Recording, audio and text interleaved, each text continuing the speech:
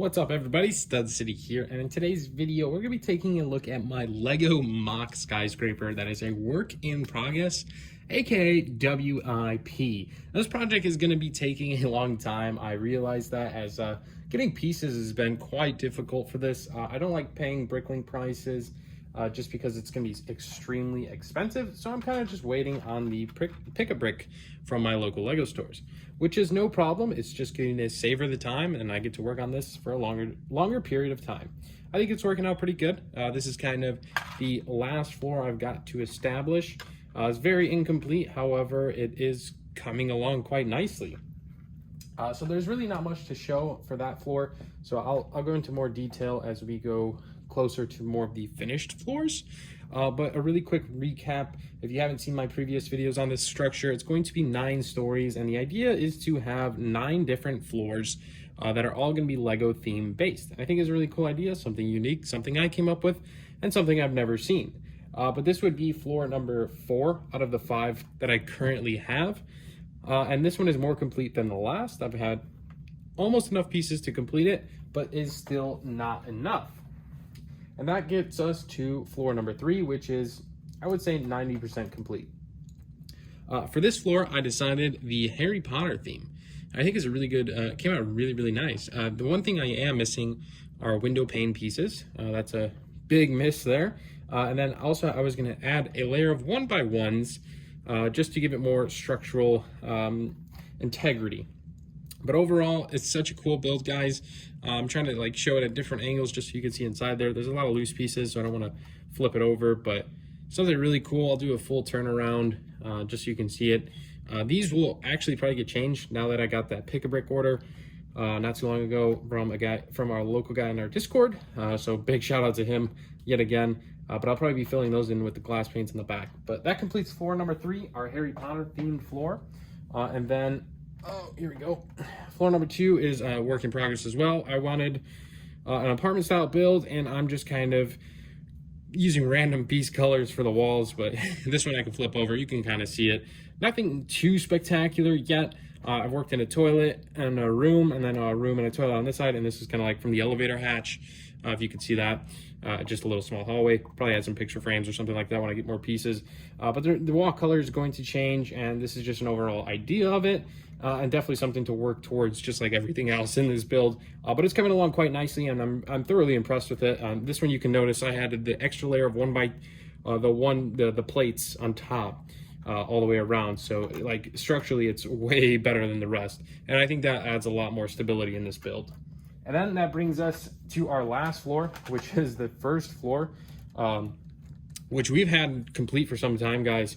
I am missing those 2 doors, and these actually have window panes all the way around. I ordered some sample ones, and then these will probably get switched just like the rest. But overall, pretty good. I like the facade. It's very unique. But inside we have our Lego casino, and this is probably 99% complete. I love this. It really came out so nice. I got the poker table there. That's me as a minifig. Got a CMF in there, so they're really cool. Definitely enjoyable. I had a lot of fun building this first floor, and I hope every other floor comes out just as good. Yeah, guys, we are back. I had to soak it in for a minute because I totally kind of forgot how awesome this casino floor came out. I really like this thing. It's so unique, so different, so cool. I like it. I really do wish all the floors come out as good as this one, because I think I did a pretty good job. This is kind of my first real MOC build.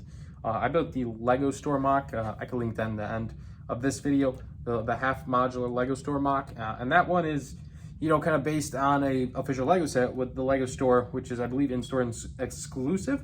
But this is all on my own, so I think it's pretty good. I'd definitely like to hear your comments below on what I should implement. I know I've talked about in previous videos, I'd like to add an Ninjago floor. I'd like to add a Star Wars floor. The top floor is going to be a penthouse. I'm super excited for that. It just comes down to me having an abundance of pieces, specifically the structure. Like if I can get the structure complete and then go back and work on the interior, I think that just makes it a lot easier, especially on me, just because looking at a half structural floor compared to a full floor and then working on it, I just feel like it's a lot more difficult. But like you've seen here, the first floor, I built the complete structure of that one first, and then I went back and did the interior details. And it's challenging that way, but honestly, it wasn't too big of a problem. All I did was really tile it, make some micro builds. I made the slot machines, and then some like podiums and stuff as displays. I think it came out really good. I know there's floors that are going to vary, so if you're adding different things, like for an example, hold on, for the apartments, I mentioned how I wanted to add like posters on the walls or something, where that kind of has to play into the structural design. That kind of has to come before all of this, you know, before you build the whole thing. Or you're going to be tearing walls down and rebuilding them, which is fine too. It's just, you know, a little bit of a challenge. So I've been kind of struggling with that. And I think the best way is probably to build the structure and then tear it down and make rooms, kind of how I did for this one. I definitely tore this one apart probably like 3-4 times just to get it right, and I think it came out great. It was fun to build, definitely pretty sweet. And then on the contrary, we have floors like this, the Harry Potter theme floor. This is not, one, it's not tiled, and two, it is completely open. There's no separated rooms.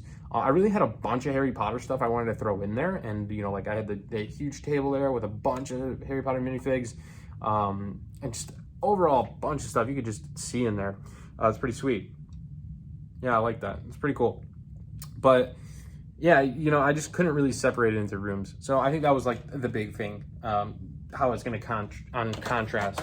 I'm not sure what I'm going to do yet for the Ninjago. I definitely have a bunch of Ninjago I can incorporate into it, and that's pretty exciting. I definitely have a bunch of Star Wars to incorporate in that build, and then the penthouse is going to be a freehand off the top of my mind. I'm super excited, guys. Once again, if you enjoyed today's video, give it a like, subscribe if you're new, and we'll see you in the next one. Thank you for watching. Stud City, out.